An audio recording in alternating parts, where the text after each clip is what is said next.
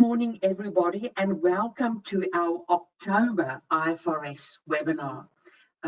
As always, I've got with me Kevin Frobus from our office in Sydney. Morning, Kevin. Good morning, Aletta. It's good to hear your voice, and I hear you starting to come very slowly out of lockdown, so it's nice to hear a chirp in your voice this morning. Kevin, you've got it right. I feel really chirpy because things are looking better in Melbourne. There's a bit of sun, COVID is coming down, and very importantly, on Monday, I went to the hairdresser. Now I'm just waiting for the beauticians, and then I'll be ready to switch on my camera, Kevin. So, great news. I hope all our attendees are doing well and that things are looking up where you are and that COVID is under control. I hope you're staying safe and you're staying sane. And thank you for joining us today. So our session today is next steps after implementing AASB 16, or if you some of our international attendees, IFRS 16. So when Kevin and I looked at this topic recently and said, what did we have in mind when we scheduled this topic a year ago? We thought there's two angles here. The one thing is, now that we've implemented AASB 16 or IFRS 16, what do we have to do on an ongoing basis? How do we address issues that there have been with the implementation? You know, what are the next steps? That's the one angle, and we'll cover that today. But the other angle is, okay, AASB 16 was the big new standard for 30 June reporting in Australia. And some people are still finalising that. But for 30 June 2020, it was all about IFRS 16 in Australia. So what's next? What is the next big thing? So that's the other angle, and we've decided to also address that. So it's really a two-part webinar, one about what do we do about IFRS 16 on an ongoing basis, but also, so what's the next big thing for finance teams and boards? And before you get into it, Aletta, I'm not sure you're sharing the slides yet. That's not good, Kevin. I'm hoping that's better. You can see it now. Excellent. Fantastic. Thank you very much, Kevin. So we are saying, you know, we want to look at two angles. But before we do that, you would have known that over the last 2 months, Kevin and I have been working on, you know, is there alignment, or trying to identify whether there's alignment between boards and finance teams. And you know that we've shared some of our financial reporting risk review findings last month, where we asked board members and finance teams to use 6 clicks so we can see what's going on. Now, the reason we went down that path is as we were assisting clients to implement IFRS 16, we saw something. And what we saw was often when we speak to finance teams to decide on a transitional method for their organization, and you know there's 3 transitional methods, we would see that finance teams, due to the time pressure and due to their small teams, would like to go to the simplest transitional method and the one that will be least effort and fastest. However, when those finance teams then presented all these IFRS 16 numbers to audit and risk committees and boards, something happened. Boards and audit and risk committees says, hang on, we don't like these numbers. There are different transitional methods. What about the other? So boards and audit and risk committees were thinking differently about transitional methods as opposed to finance teams. And this we saw time and again with so many clients. So that made us think, are boards and finance teams aligned? And that's why we've explored that a bit. And it started with AASB 16. So what we found after we had the risk or finance teams and boards performed those risk reviews, we did identify some disparity between boards and finance teams. And we believe that puts at risk billions of dollars of value across balance sheets of corporate Australia.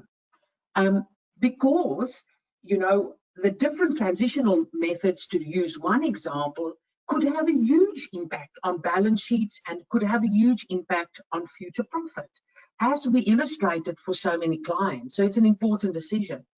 Now, we believe that organizations, especially now after COVID-19, are grappling with the choice on how they report financial performance, because in some cases, and sometimes people are not aware of it, but in some cases, accounting standards do provide different accounting options. And I think it's that choice of different accounting options that's creating this divergence between boards and finance teams, and that can have big consequences. When we ask board members to do this risk review, boards, based on results, are thinking bigger picture, longer term, more strategic, which is correct, and are concerned about the organization's reputation, the brand, the ongoing success. However, we have found that the finance teams are focused on operational expediency, which we understand. But there's an obvious clash between the two. And I think Kevin and I have had many discussions about this, and we thought, the fastest, the simplest application of our beloved accounting standards does not necessarily result in the best commercial outcome for organizations. And I think that best commercial outcomes would be the number one focus of boards.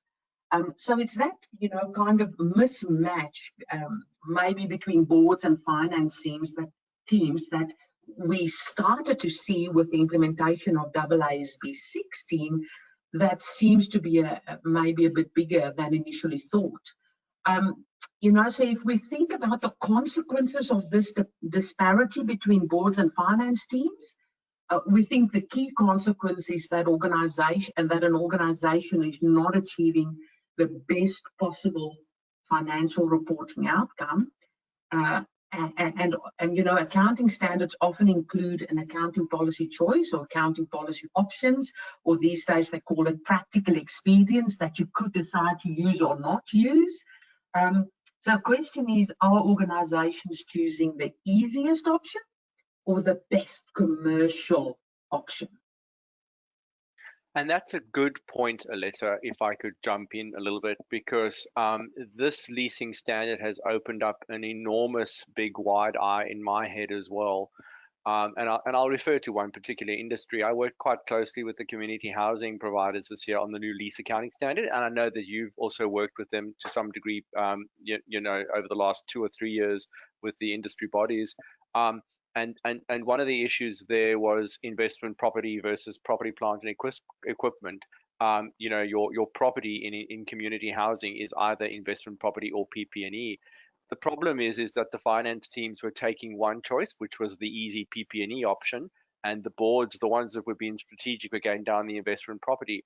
And I didn't really understand until we got into the detail how the new leasing standard interacted with that choice. There are some very hard decisions that have to be made about which type of property classification you go.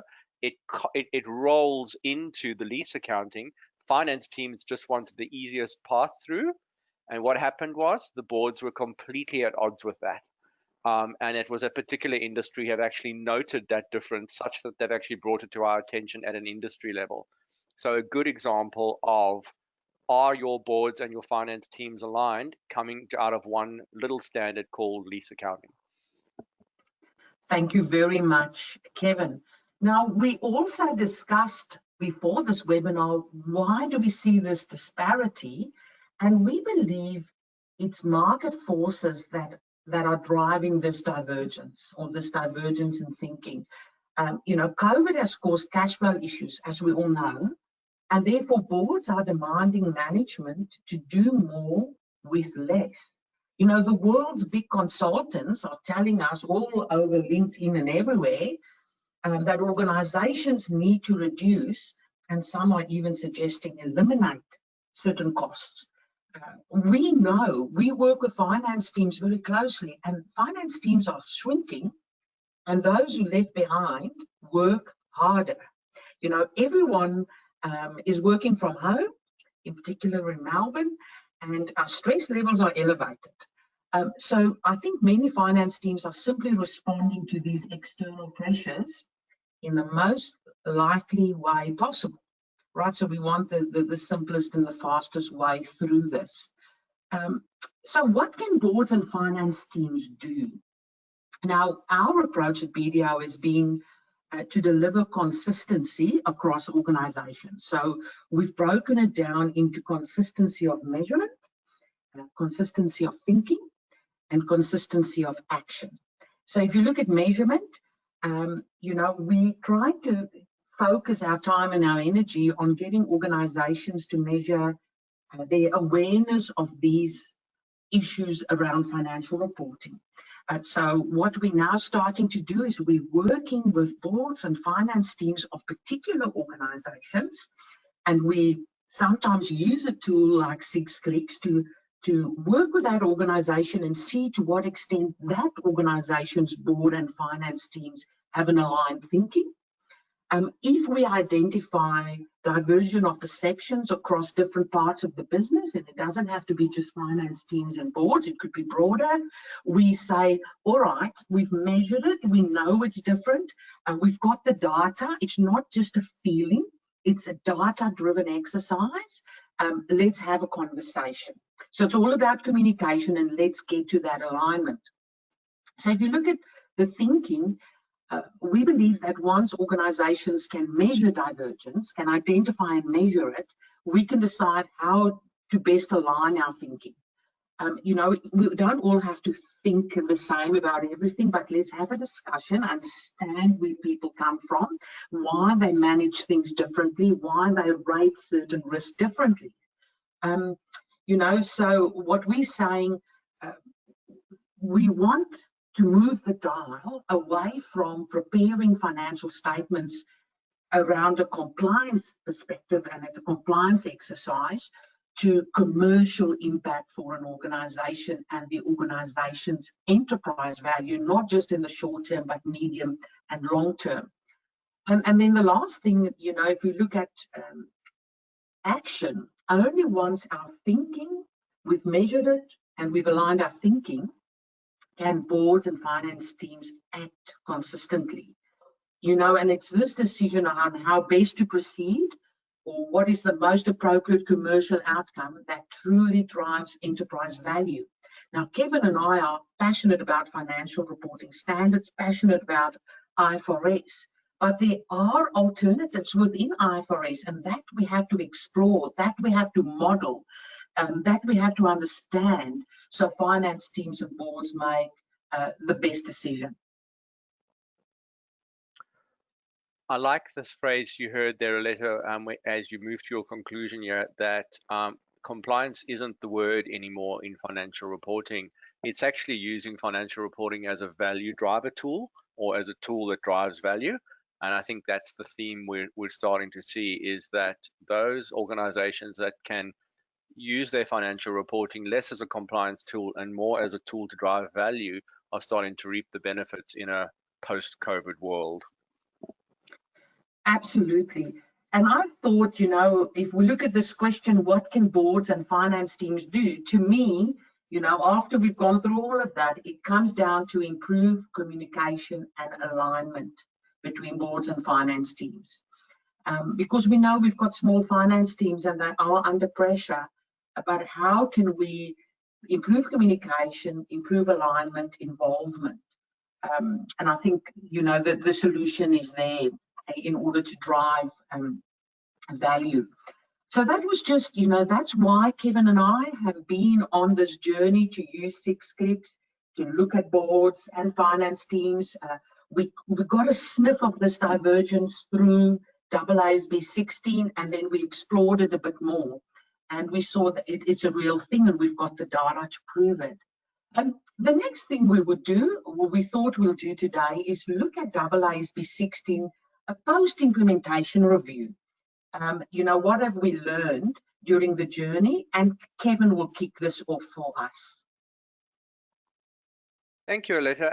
And in keeping with that theme, I think you're going to start to see that we're starting to talk differently about the accounting standard. So I'm going to be looking at shall I say, the next steps after AASB 16, almost from a governance level. So in a way, I'm probably talking to boards and audit committees today, because I think we've spent a lot of time actually adopting the new standard and actually operationally implementing it.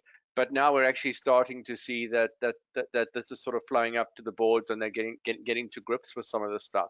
So in terms of our first post implementation, one of the things that I learned along the journey actually was embedded in this diagram. And Aletta, I don't know if you remember this diagram. It was one of the very first diagrams that you and I worked together to put together when we first started looking at the standard. So this may be 3 years old, but it's funny how this diagram has stood the test of time in the lease implementation process, because what this demonstrates is that lease accounting as a new concept in the accounting standards actually isn't only just about a compliance once a year exercise. It's actually a legitimate accounting system. Just like debtors systems or creditor systems or fixed asset cycles, it's actually a system all by itself. It's a process that starts with client lease data. It needs to be gathered. It needs to be validated. It needs to integrate with the property lease management team if you've got a large property portfolio. And before you can take that data, you have to assess it, clean it up, make sure it's clean, accurate, complete, but also aligned with your accounting policies. And this is the part that Aletta's been referring to. The lease accounting standard has a myriad of policy choices, judgments, and exceptions that can be adopted. Finance teams want to use the easiest route, but that doesn't always give you the outcome at a governance level that you need to use in terms of driving your value proposition through your financial statements.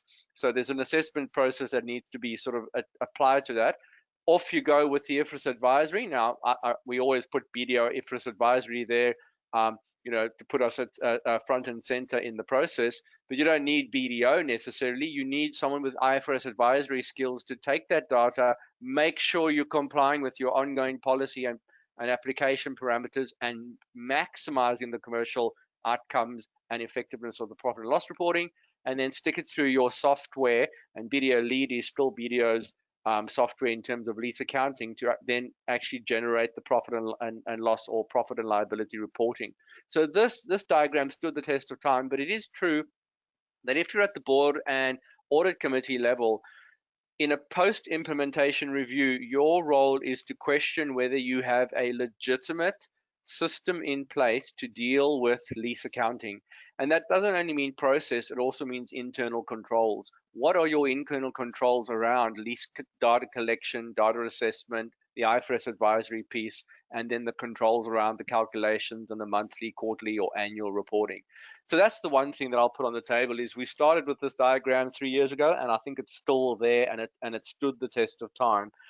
If I had to move to essentially our laundry list, which is on the next page, essentially this is some of the key issues which, if you're moving into a post-implementation review of lease accounting, you should be making sure you have proper systems at a governance level and controls around ongoing accounting in these areas. The accounting and the debits and credit is the thing that pops out at the end of your process, but it's all dependent on the judgments and the policy choices and approaches that an organization adopts in some of the key system underlying areas. And here are some of them, not all of them, but here are some of them.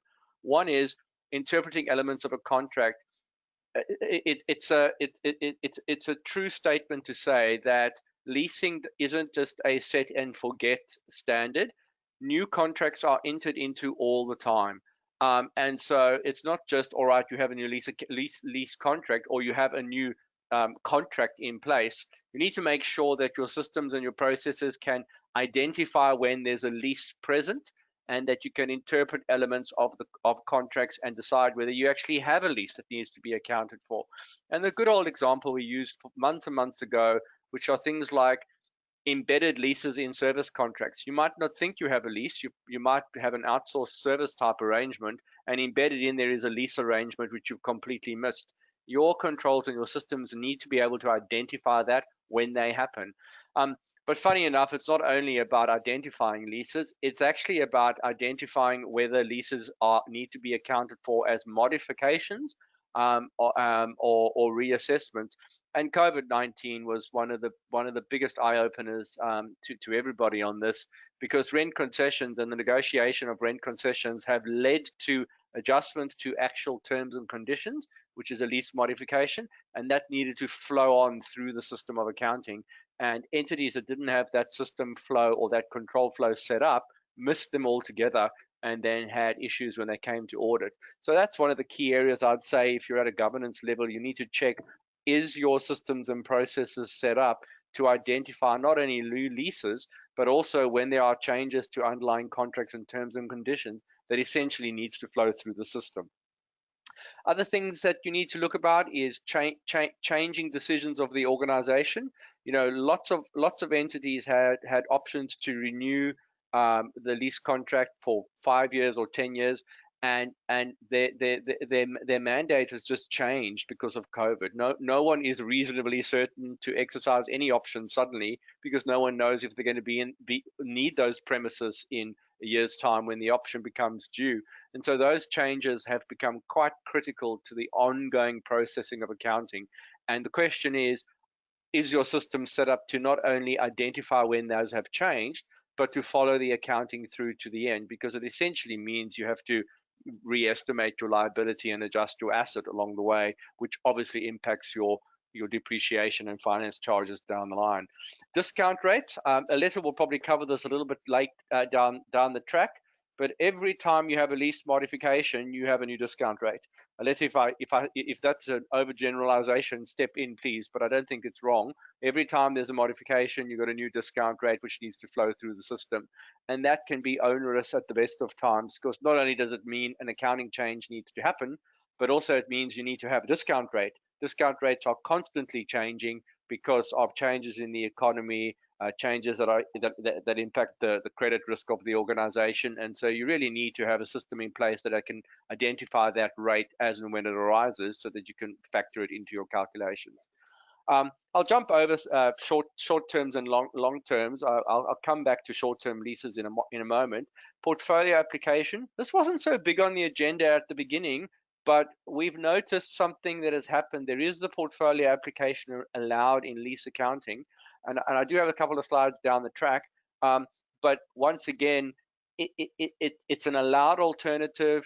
It can be an efficient way to apply the accounting standard in terms of large portfolios of leases. But as with everything in life, if you don't actually put the time and effort into actually developing the system around the portfolio application of leasing, you can very quickly come off the wagon. And I do have a couple of slides later on that one, because it is something we haven't really spoken about much in these forums in the past, but it is emerging as a viable alternative in some industries. And we just want to put on the agenda that you need to just keep your eye on that to make sure you're not slipping off the wagon really quickly. And then lastly, I'll actually just jump to the bottom on that slide in the interest of time. The fair value and cost model. We spend so much time actually focusing on the accounting processing and the operating procedures around lease accounting, but we lost sight of things like, how do you actually account for the right of use asset at the end of it? And there are two models: the cost model, which is your right of use asset and amortization model. But fair value, you can fair value the right of use asset in some cases, and actually when there's investment property involved, there is an obligation to use the fair value model, which caught some organizations out who have large investment property portfolios. And that was my reference to community housing previously. Those organizations who have large portfolios or investment property and also have community housing, they found themselves having to fair value the right of use asset, which was something that perhaps wasn't foreseen early on and became quite a crisis at the end of the last reporting season. So something to bear in mind if you're in that bucket. Right, so those are the sort of the big issues. So here's our little post-implementation challenges, which is kind of like a checklist for boards and audit committees on whether you want to actually check you and your organization have actually got all the right bits and pieces in place going into, shall we say, the new world of lease accounting in a post-COVID world. first of all, and it's been at the top of our list right from the start, is your software solution adequate in the circumstances? Have you or do you need to outsource that to somebody else? And if you're using Excel, is Excel failing you? And you will find a lot of organizations, especially with large property portfolios, who are using Excel. It may have served you well to actually transition to the new standard, but when you start to get things like options that are expiring, renegotiations of contracts, and brand new discount rates, because it's a prospective accounting standard, you will find that Excel just can't deal with those adjustments, because generally speaking, when you have to reassess or restate your liability, it happens in the month or at the date of the change, and then prospectively the accounting changes, not retrospectively. And so that essentially means Excel just becomes a complicated myriad of formulas and tabs, and ultimately it just falls down if you don't have good controls around that. So that's the first question, and always the right question. I don't know if Aletta, you want to add anything to that one, because it is the primary concern, the use of Excel in the market. It just isn't sustainable for large property portfolios in particular. Yeah, Kevin, so I must say, obviously we've got a lot of clients who's outsourced their lease accounting to BDO, and we've sold BDO lead to others. But I was quite surprised that recently we've got so many inquiries where people said, listen, for the first year I've used Excel, and I thought if I can get it right for, once, we could manage it in Excel going forward. And they are now looking for solutions because they realize this ongoing management in Excel is going to be problematic. Yeah. So we've actually been busier than ever converting Excel to a BDO lead.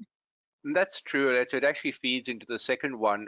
Sometimes Excel actually isn't the problem, although often it is, mostly. Sometimes it's actually just keeping it going. And so that feeds into the second question. Do you have the capacity? And what I mean by that is the resources internally to keep this going. This is one of those pieces. I almost say lease accounting is like a child in the corner. It doesn't make a noise, but when it's not making a noise, you know that something's up, because it needs to be managed all the time. And the question is, it just gets onto somebody's list, it gets lost, it gets forgotten about, and then suddenly it isn't only about the Excel, it's actually about the inputs which were needed throughout the year. No one's been collecting it, no one has valid data to input, and suddenly the whole system's broken down purely because you actually don't know where to pick it up from where you left it last year. So those two go hand in hand, and that's where the outsourcing comes in. Sometimes the outsourcing is not only driven by the Excel failing, but also driven by the fact that you actually need to actually outsource the ongoing exercise to someone else. So those two go hand in hand, and it comes back to our diagram at the beginning: data, assessment, advisory, calculation. Those 4 steps are critically important and need to all work together all the time for this to be successful. In terms of solutions, I think I've spoken about reassessments and modifications. I'll leave that to a slide we have later on in the path. But one of the key questions, if you're at the board level or the governance, isn't actually whether your solution can distinguish between it. It's whether your team knows the difference. So start with, do you know the difference between lease assessment, rent concessions, and modifications? If you can't answer that question, you may have a problem at a governance level, and your team might have a problem to actually implement. And then the delta. This is something you're going to starting to talk about. I'm not really sure if the word delta is actually used consistently in the industry, but it's a word that I use, or that some of us use internally, because the right of use asset in particular it's quite a punching bag. Every time the lease liability changes, the right of use asset gets the other side of the entry for the most part. But it also where impairment goes. If your right of use asset is impaired, well, then the right of use asset is the punching bag. When the leases become onerous, well, that leads to impairment, and then the right of use asset is going to get pummeled again.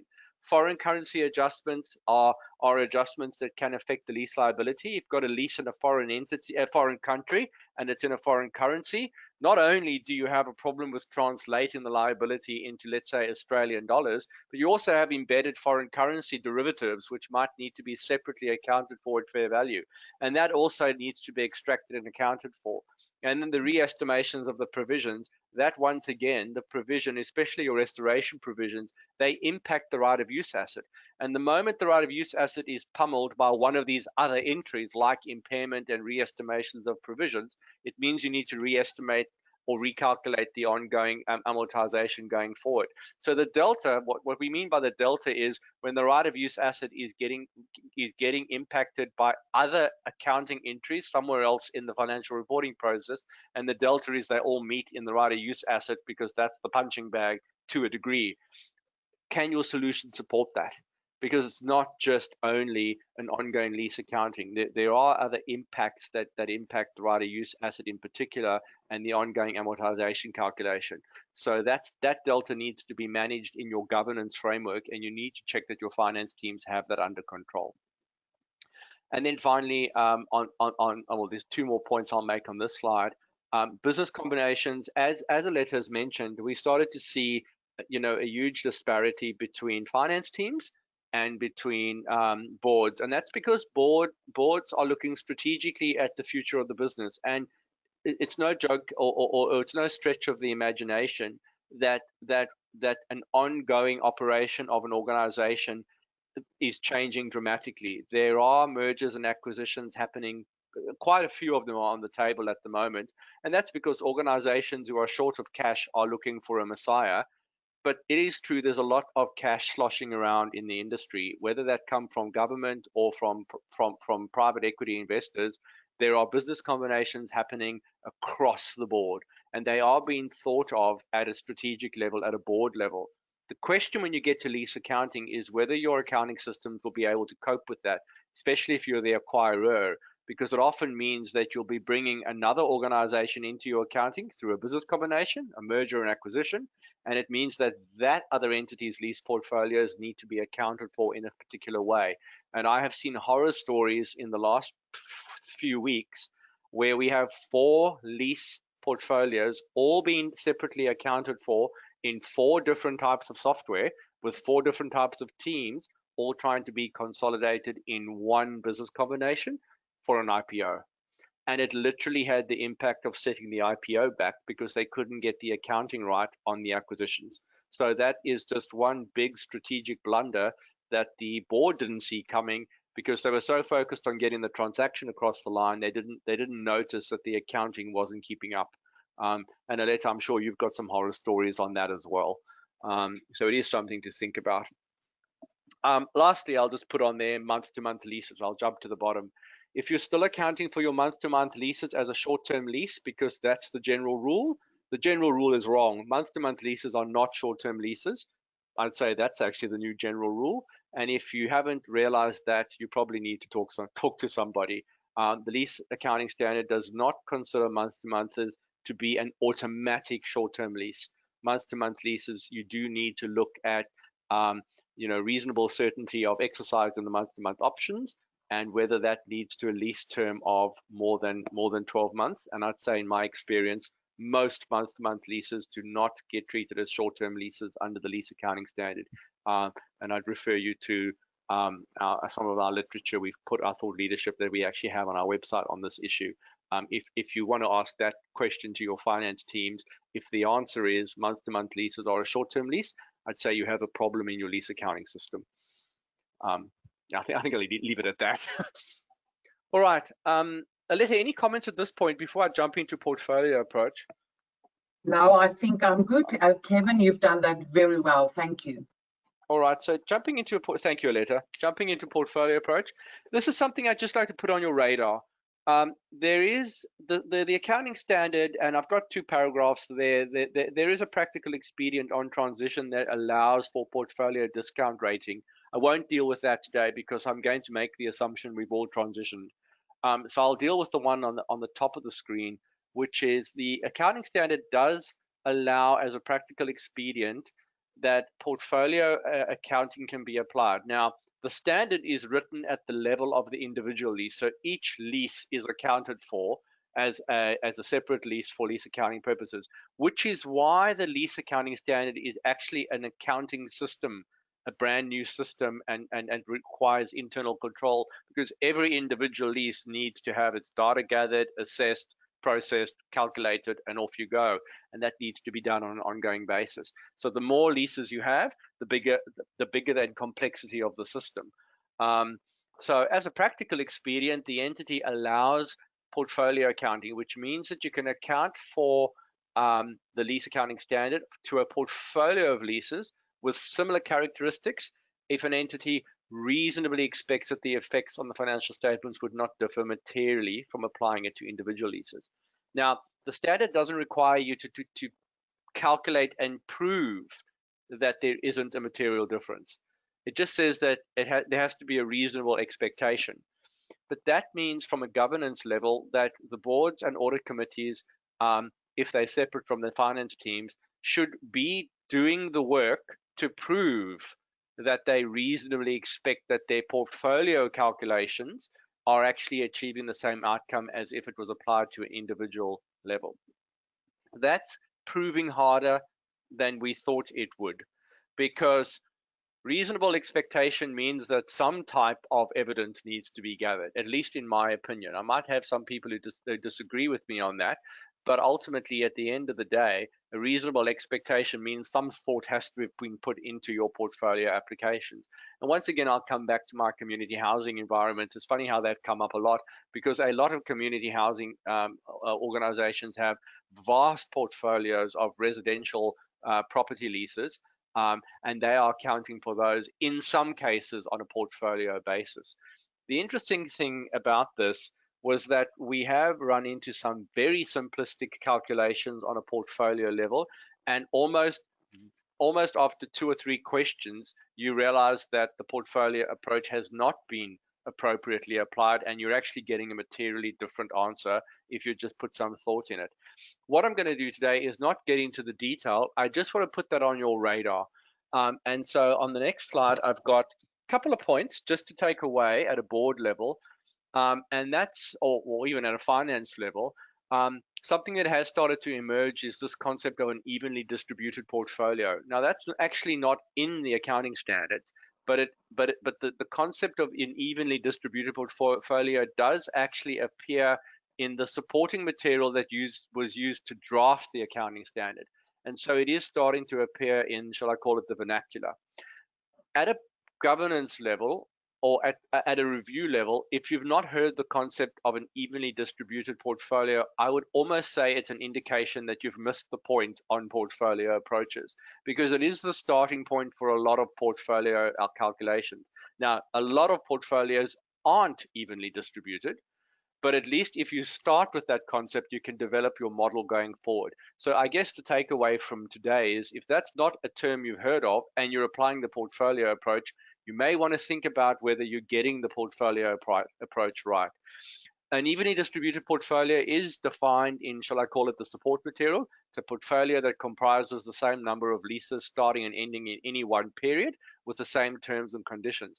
Now, that does exist in the community housing scenario, which is why I'm referring to them again, because a lot of community housing providers actually provide portfolios of residential leases up to a quota, a government quota, especially when there's community housing rental assistance type programs in place. So the provider will be contracted by government to provide a fixed number of property units into the market, like 200 units.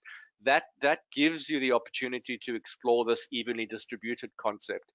If you don't have that, and you've got size and movement turnovers, like you've got properties that are entering into the portfolio and then exiting because the lease term comes to an end, or your portfolio is being managed on a way where there are regular rotations of properties, or you're actually purposefully managing the portfolio to try and achieve a certain quality in the units, you need to adjust to your portfolio accounting for those variables.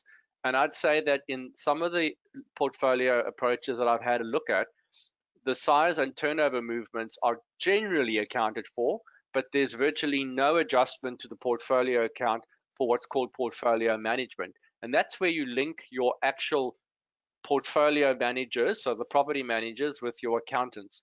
The quickest way to check whether that's happening is whether the portfolio property managers and the finance team are talking to each other. If they're not talking to each other, you have a problem in your portfolio account. And it actually comes back to the same lesson Aletta was talking about earlier about communication from the board down to the finance team. Well, it actually also means communication from the finance team to the portfolio team is very important when you're applying a portfolio approach to lease accounting. I'll leave it at that because I think I've probably scared enough people on the session today. Aletta put this one in because Aletta is our guru when it comes to talking about ongoing changes to lease portfolios. I don't know if you want to have a quick rundown on the slide, Aletta, just to remind everybody of what's going on in terms of ongoing management. Yes, thank you very much, Kevin. So what we've seen with a lot of our clients is there's been a huge push to get all the lease accounting right for date of initial application, or potentially even the first year for reporting on leases. And then clients have realized, hang on, this is not a set and forget standard. You know, on a very regular basis, I could have new leases because I moved to new spaces, we are growing. But on the right-hand side, what we're also seeing a lot of at the moment with COVID is termination of leases, where people realize we no longer need the vehicle, we no longer need the property, we're going to terminate this lease and look for a smaller place, etc. So termination of leases actually around vehicles, I've seen it a lot. So new leases on the left side and termination of leases on the right side are happening a lot. But it's the middle bit that I think are most problematic. Because when you look at your constant reassessments, the standard says that you have to assess on day one whether you think it's reasonably certain that you'll use extension options or that you would use termination options. And that original assessment, yes, we think we're going to stay here for another 3 years and another 3 years. Due to COVID, that assessment have often changed. We're not reasonably certain anymore, but it's an ongoing assessment. You know, it's not an assessment on day one and then forget about it. The other thing, the middle one there on reassessments, is around changes in an estimate of residual values. Now, that's with vehicles a lot. You know, with COVID, a lot of people have not been using vehicles, and therefore there could be a change to expected residual value at the end. The third one there is CPI changes. We know that comes every year. There are regular market reviews, and that comes, you know, sometimes not every year, but maybe every 3 years there's a market review. How do we account for all of those? So you have to constantly keep your finger on top of, in this particular month, do I have a CPI adjustment? Do I have a market review? What do we think about extension options? And really, it comes down to communication. We are finding that the property team receive this information on top of whether they're going to stay. The property team are negotiating CPI or negotiating market rent reviews, or property team are actually going out and saying, listen, landlord, we don't want CPI adjustments. Can we freeze CPI adjustments due to COVID? So the property team is out there managing all of this, but that communication back to the finance team might not be there. I even had a client who had to move in Melbourne during COVID out of their head office to another office because they didn't realize that their lease is coming to an end and they had to renegotiate, and they haven't renegotiated.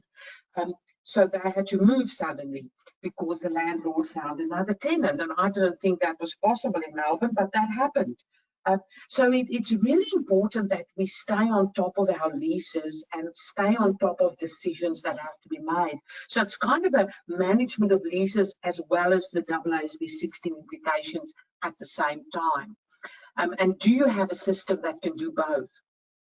And then if we look at modification of existing leases, now that's the hardest one of all, and we're seeing most of that because landlords and tenants are modifying lease agreements extensively at the moment.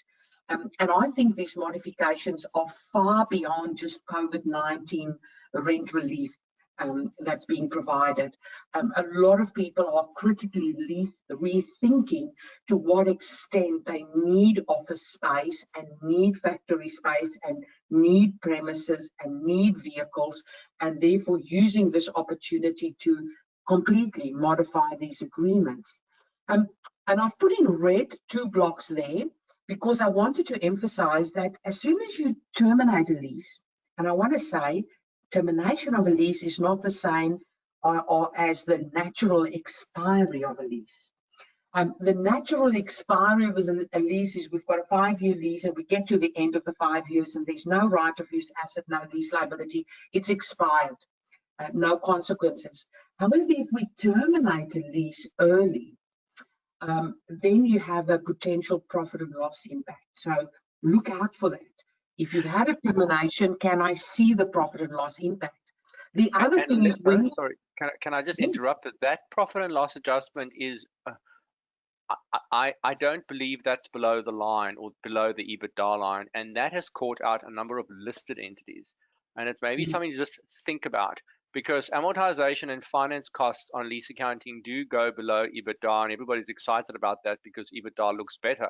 But these potential P&Ls that Alette's referring to don't have the same impact, and you may end up with an operating profit adjustment. At least I believe that's the case. Yes, that's true. And that is problematic for some boards, because although you're trying to achieve a certain outcome through a modification or a termination from a strategic point of view, you suddenly end up with an EBITDA problem, and you just need to know that's coming.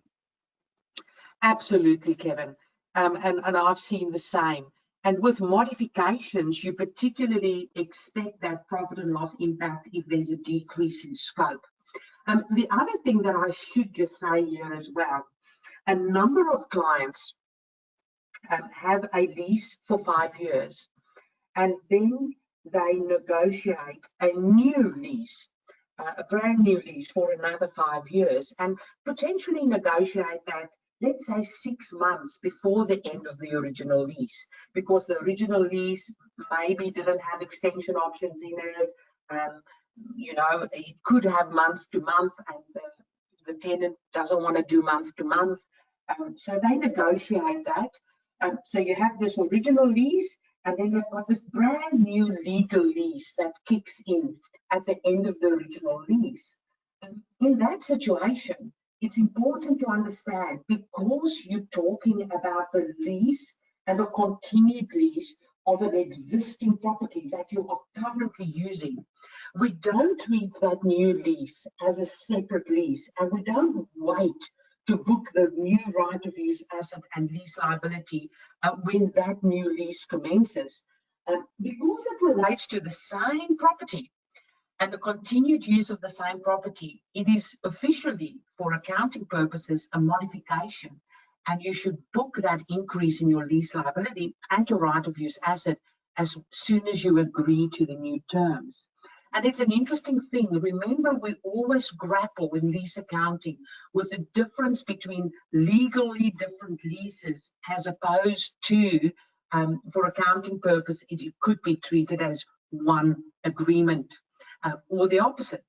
So it's really important to keep that in mind. But that one caught a few clients as well. And you can see on this diagram, we've put in some references on when do you update your discount rate and when would you use the original discount rate at the start.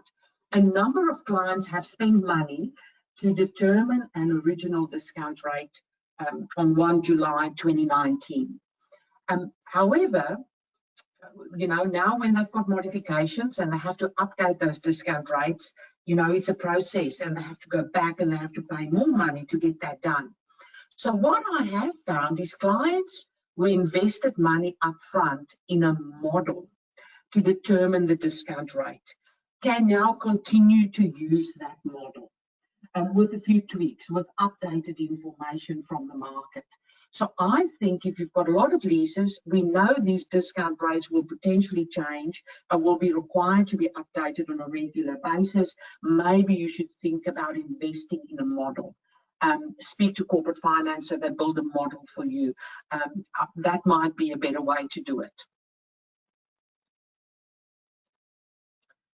So I suppose the key message from what I've seen is that IFRS 16 is not a set and forget standard. As Kevin so beautifully articulated, there's a lot of decisions that you have to keep your eye on. And it's ongoing. For every new agreement, you have to make all these decisions. There's a lot of practical experience, like the portfolio approach, but you have to meet certain criteria before you can apply it. There's a lot of accounting policy choices. So, you know, we have to stay on top of this. The other thing is these COVID-19 related rent concessions. We have discussed, you know, there are rent-free periods, there's deferral of payments, there's cash payments from lessors to lessees. We've seen situations where, you know, there's even relief provided by government to tenants or landlords around land taxes, on the assumption, say, listen, government will provide some relief to landlords around land taxes on the condition that those landlords flow through that benefit to lessees. So we've seen so many different situations how government through landlords are trying to help tenants, and the accounting treatment of a lot of those are not always obvious. So what we've seen is that old standard AASB 120 or IS 20 around government grants and government assistance. We're dusting it off, we're having another look at it, and it's actually the standard that I spend most time on these days. And it links with leases as well. So it's really important when you look at these rent concessions that you look at the precise terms of these contracts. Our first question with clients is, have you agreed these concessions? If you're a tenant, have you agreed it? Have you got it in writing so we can account for it? Even for lessors, have you agreed it? Exactly what are the terms so we can think on how we account for it?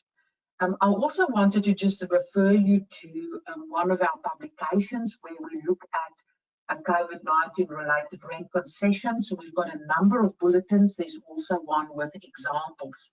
And this is the diagram. So if you want to use the COVID-19 related rent concession amendment to the standard that came through in May, just in time for 30 June in Australia, there's a number of criteria you have to meet before you can use that relief.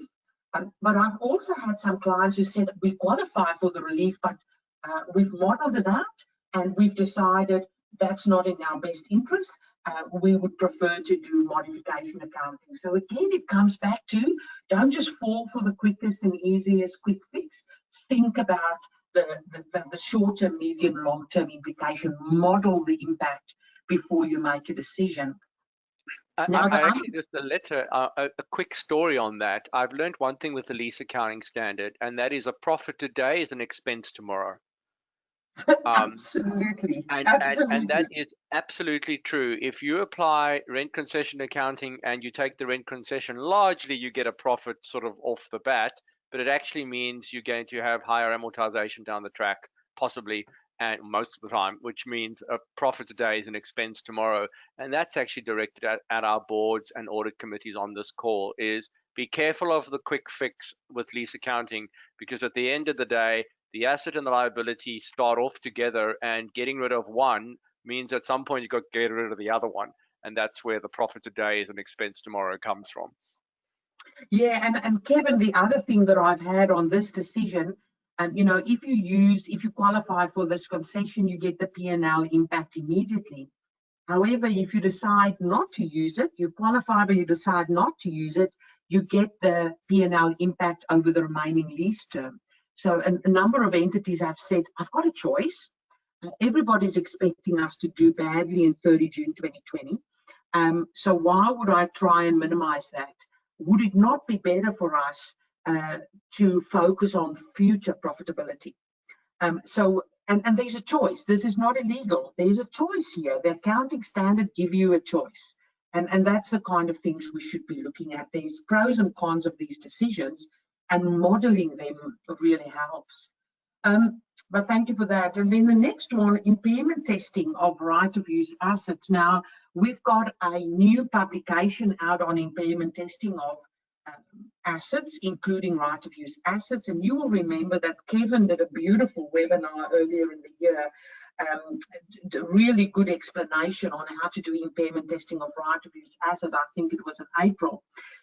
What I've seen in practice is a lot of people continued to do impairment testing the way they've done it before right of use assets came on the balance sheet, on the assumption that we don't expect just the fact that we've got right of use assets coming on the balance sheet should lead to an automatic impairment.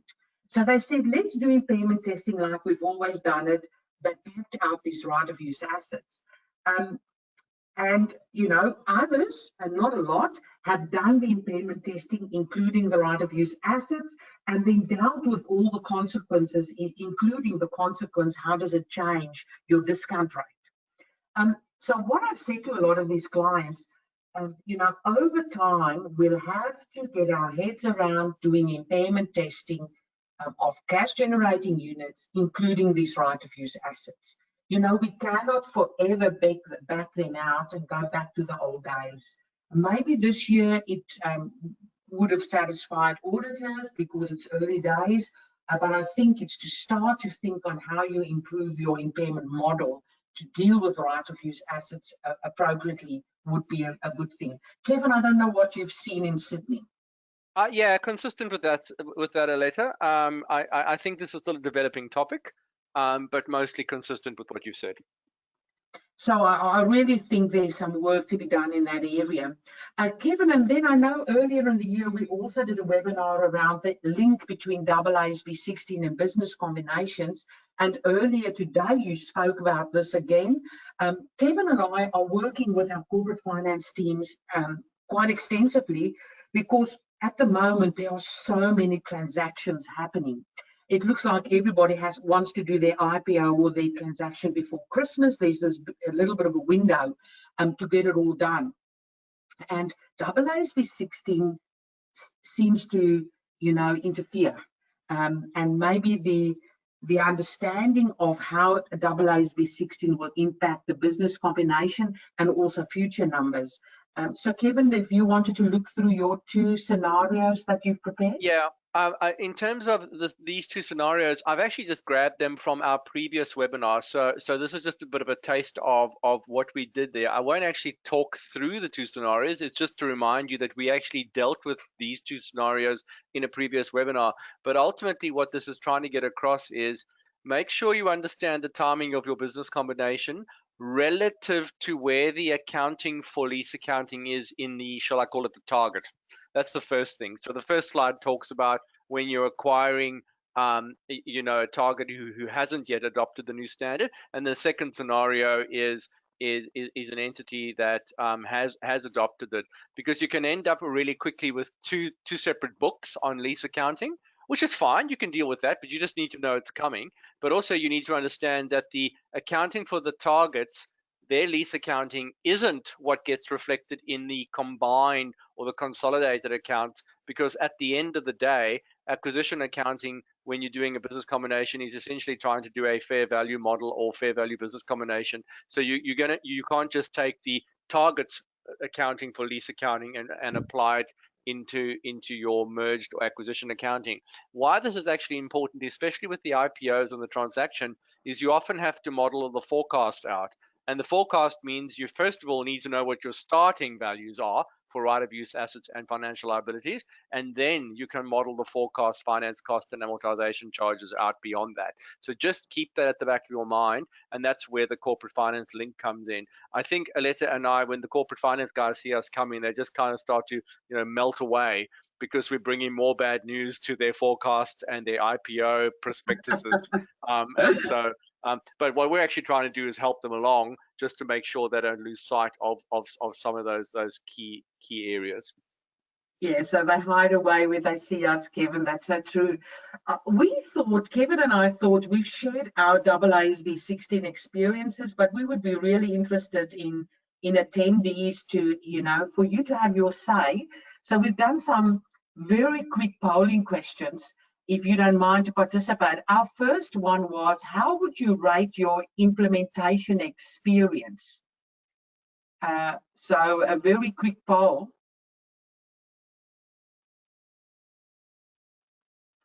So we said started early, relatively easy, or data gathering proved difficult. Lack of knowledge around AASB 16 was undermining our process. We totally underestimated the effort required. It's still ongoing. So if you are a board member or an audit committee member and you weren't actually involved, please select the still ongoing, because basically we'll send you away with some homework to go check, shall we say. So select the still ongoing in that scenario. Very true. So really interesting to see. Fantastic. So many people, you know, there's quite a few people saying totally underestimated the effort. I think that's true for many people. It's a very even poll. I can see a change as people are voting. And I should say, you wouldn't believe it. I've shared it with Kevin. We are looking at webinar attendees, around 1,000 people every month these days. So our poll is giving us a nice, good population. So that's exciting. So I'll, if you can please vote or share your, we've got 33% voted, but I would really be interested in everybody's views so we can share what our webinar community thinks or how you've experienced it. So you'll have to vote fast, another 10 seconds, and then I'll close it and I'll share.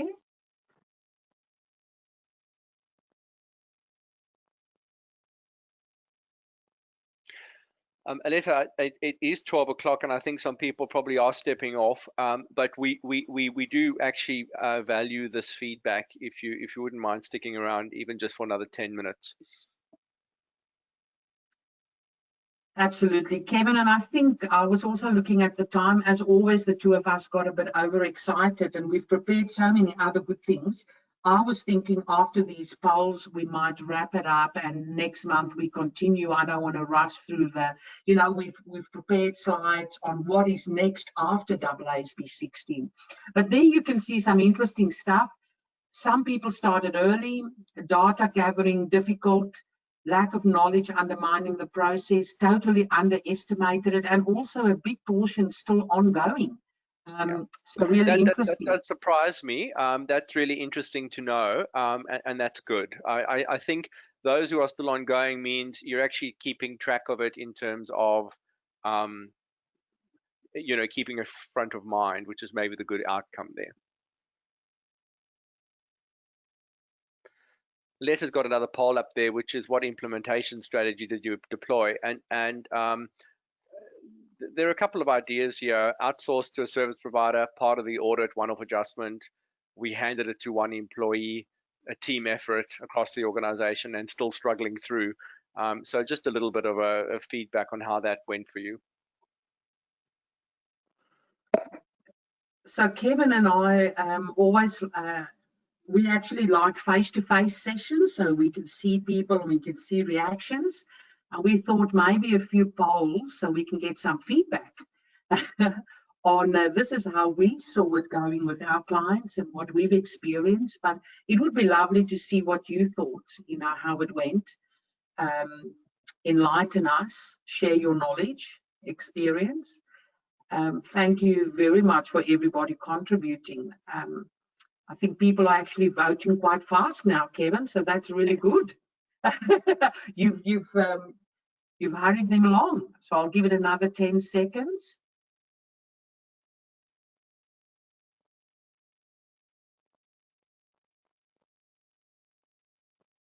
All right, so if we close this one and if I share the results, it should come up very quickly. There's a little bit of a delay. There you can see a team effort across the organization, 38%. And the interesting thing of that is, one of my clients specifically asked me, Aletta, can you try and identify from your clients, you know, how many people had to work on this and now this is a reasonable organization, a reasonable number of leases. How many people had to work on this to get it right? Because they felt this was a big exercise. So 38% a team effort, 31% one employee managed the whole thing. That is a star employee. 17%. Sorry, I just want to caution that one a little. Now, one employee managing the whole thing is possible on, shall we call it, small or simple portfolios. If you are a board member or an audit committee member and you have, let's say, anywhere in the region of 8 or 10 property leases and above, and one employee is managing the whole thing, I would dig a bit deeper, because that is going to prove problematic down the track. Just a word of caution. Yeah, and some people said, part of the audit or a one-off adjustment. We've seen some clients where the auditors referred them to Kevin and I, where the auditors arrived, they have 2-3 leases, haven't really gotten to it. For independence purposes, the auditors couldn't assist, so they referred them maybe to Kevin and I. So we saw that as well, but only if there's very few leases.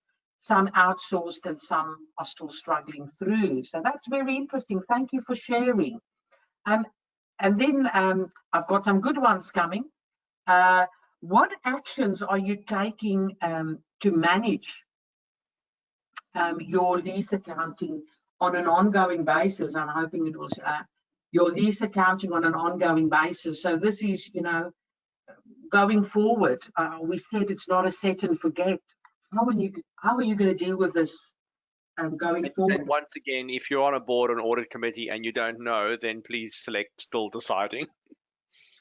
Yeah, and the other thing is, a lot of our clients are actually continuing to put lease payments through the creditors system. So whatever they've done in the past, credit, cash, debit, operating lease expense, they continue to do that. And then the finance teams come over the top using a technology solution, and they get rid of that operating lease expense and replace it with all the appropriate journals. Now, some people are doing that once a year, and some have actually finance teams come over the top on a monthly basis for monthly reporting. So that's what I've seen in my client base. Again, it would be very interesting to see what you are doing. While you're managing the poll letter, I've got a particular client who is driving a system that is a combination of both. So they are still processing to operating rental expense in their general ledger or their trial balance, but on a monthly basis, they are coming over the top in terms of managing it. But they also have SOX compliance because they're US reporting, and it is absolutely possible. But there are 7 people involved in keeping that going on a monthly basis, and they only have a 30 or so property leases in the portfolio. So just an indication of the effort involved in keeping that going.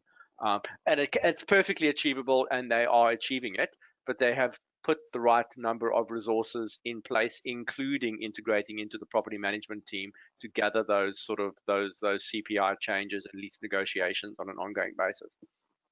And obviously rent concessions have put a lot of pressure on, I mean, a huge amount of pressure on teams. So on this one, you will see when I've shared it, 45% have looked at integrated it into their monthly reporting, 50% not integrated, so maybe one, some at the service provider, one employee, and nearly 20% still deciding. And then our final question, and this is our cheeky one. Our question is, does the new AASB 16 impact your buy versus lease decision? So, if you now think whether you want to buy a vehicle, lease a vehicle, buy a property, how does AASB 16 impact in that decision making? Really, that's what we're interested in. Or you just do what you've always done, you look at commercial things and the accounting outcome doesn't really impact. I was particularly interested in this. It's a short question, or we added it, I think, 3 minutes before the webinar. Kevin, we decided to throw this in because we would love to know the outcome of that. So we'll give a little bit of time, another 10 seconds for people to vote. I'm fascinated by this one. So am I. Yeah, Kevin, this one would be great. So if people can contribute, that would be great. Thank you very much. So, Kevin, if we share the results, it will come up very soon. That is fascinating. I'm going to say the not sure and the yeses together is essentially another 50%.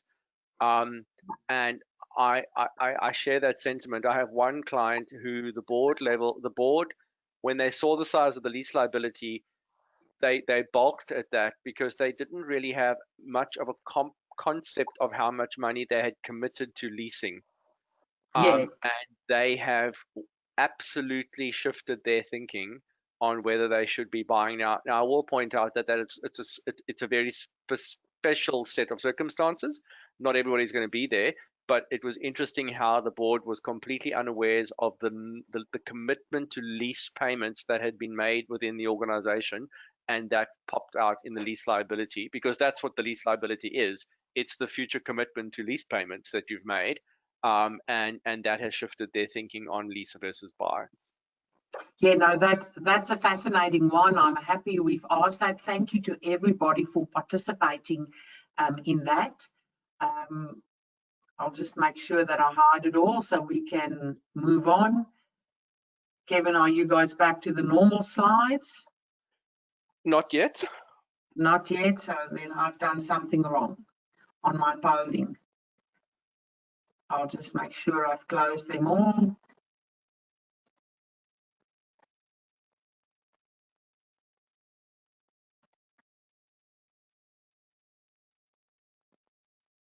While Letters sorting that out, we did have some sections in the slides that we're going to talk about the broader implications going forward, following AASB 16 in terms of the bigger picture. And I think, Aletta, we probably will integrate that into the next session as well. Absolutely. Which is actually talking about 31 December 2020 year ends, but we'll incorporate that into next month's session. Yeah. So Kevin, sorry, Aletta. I said, sorry, I cannot close that. I've closed it, but it still stays there. All right. But I think I agree with you. The next part of our session is around beyond AASB 16. What are the next big things for finance teams and boards to think about? We've already got a session scheduled for November talking about getting ready for 31 December. So I think you and I have already prepared our slides, basically. And maybe we can just expand on the various developments. That's right. And I just would put one tantalizing piece in front of you, and it is in the notes that were emailed out and a part of the session. Moving to general purpose reporting is scheduled for the 16th of December 2020. Now, Aletta and I have got some big plans for that one, but a lot of organizations who are currently preparing special purpose will have to move to general purpose in the next 2 to 3 years, or really 1 to 2 years probably. And so I would just like to give a special shout out to our 16 December 2020 webinar. If you are in that bucket, if you're moving towards general purpose reporting from special purpose reporting, and we'll have some sweeties and candy to hand out at that session as well for you. Absolutely. So Kevin, thank you very much for joining me as always. All our webinar attendees, thank you for sticking till the end. We'll speak to you again in November. Take care in Melbourne. Enjoy the long weekend. Everybody enjoy all the various grand finals, AFL, NRL over the weekend, and we'll speak soon. Goodbye, everybody. Bye, Aletta. Bye-bye, Kevin.